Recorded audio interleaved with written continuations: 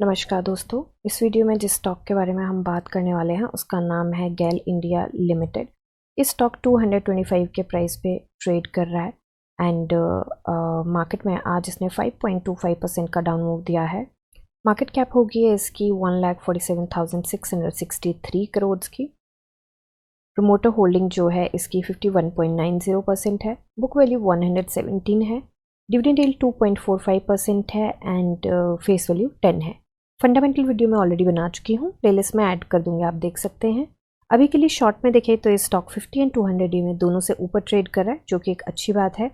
P ratio की बात करें तो मीडियन से छोटू सी ऊपर है 5 ईयर्स के टाइम स्पैन पे एंड 1 मंथ पे देखें तो मीडियन से काफ़ी नीचे है। 1 मंथ के टाइम स्पैन पे एक्चुअली काफ़ी नीचे तो नहीं है, छोटू सी नीचे है क्योंकि पॉइंट्स में है यहाँ पे, तो हमें बहुत ज़्यादा नीचे लग रही है। तो वैसे छोटू सी नीचे है बट ये पॉजिटिव पॉइंट है कि नीचे है।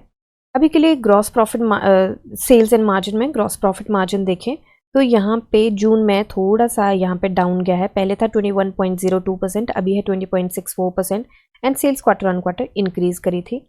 तो अभी के लिए चलते हैं हम इसके चार्ट पे देखिए कहाँ हम कल जो हमने एनालिसिस करी थी, कहाँ हम यहाँ पे अबेंडन बेबी के कैंडल पैटर्न की उम्मीद कर रहे थे एंड यहाँ पे तो ऐसा लग रहा है जैसे स्टॉक अपनी आत्मा को छोड़ के जा चुका है। सॉरी।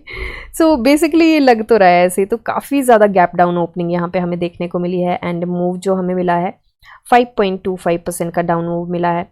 वॉल्यूम की बात करें तो कल वॉल्यूम आया था 14.93 मतलब 15 मिलियन का एंड आज जो वॉल्यूम आया है वो 18.62 मिलियन का आया है। वॉल्यूम में यहाँ पे देखा गया है जंप अप मूव मिला है वॉल्यूम में हमें।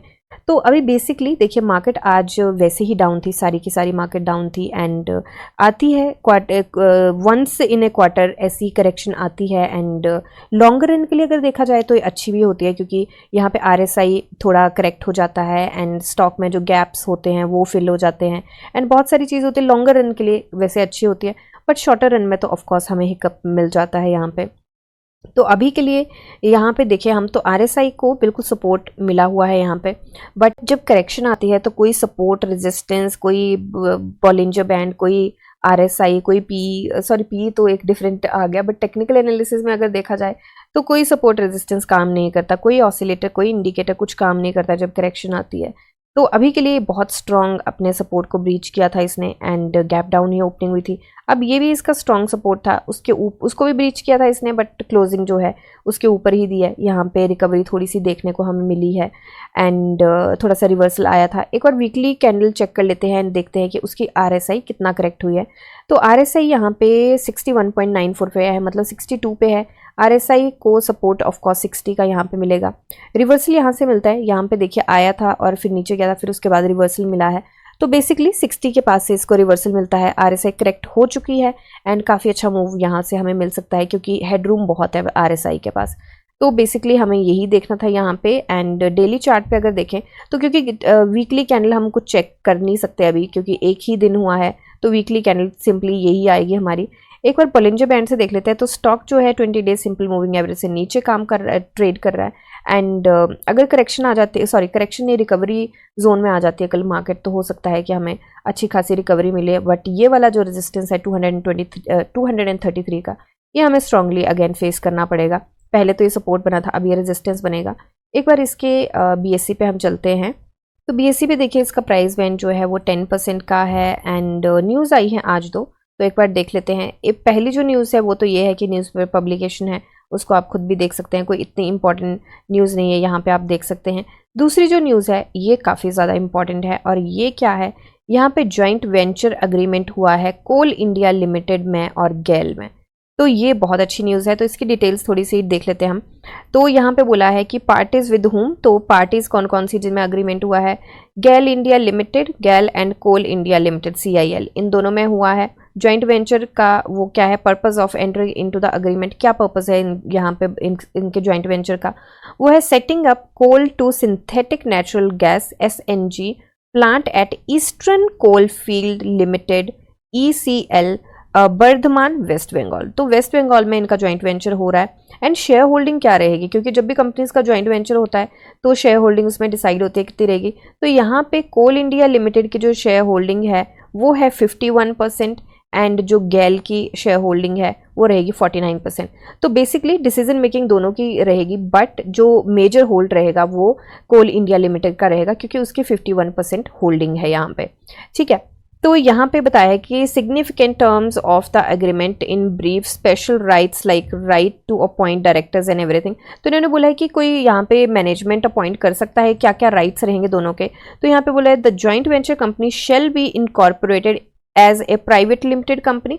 तो इनका जो जॉइंट वेंचर रहेगा तो ये प्राइवेट लिमिटेड कंपनी बनाएंगे। And initial paid up share capital of INR 1 lakh rupees. तो 1 लाख रुपीज़ का इनिशियल पेड अप कैपिटल इनका शेयर कैपिटल रहेगा।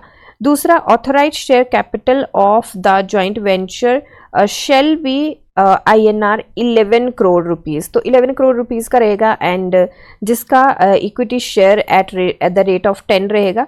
तो जो शेयर नंबर ऑफ शेयर्स निकल के आते हैं तो वो आएंगे 1 करोड़ 10 लाख के आसपास इसके नंबर ऑफ शेयर्स आएंगे।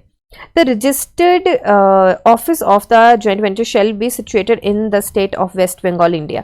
तो क्योंकि वेस्ट बंगाल में यहाँ पे भी उन्होंने बोला कि बर्धमान वेस्ट बंगाल में ये जॉइंट वेंचर कर रहे हैं तो वहाँ पे ही इसका ऑफिस रहेगा। एंड फिफ्थ पॉइंट है Coal India Limited and GAIL India Limited shall have the right to nominate 3 executives as directors of joint venture. तो इनका जो कंपनी बनाएंगे प्राइवेट लिमिटेड कंपनी, उसमें 3 जो एग्जेक्टिव्स हैं वो कर सकती है कोल इंडिया लिमिटेड एंड गेल, दोनों कर सकते हैं अपॉइंट।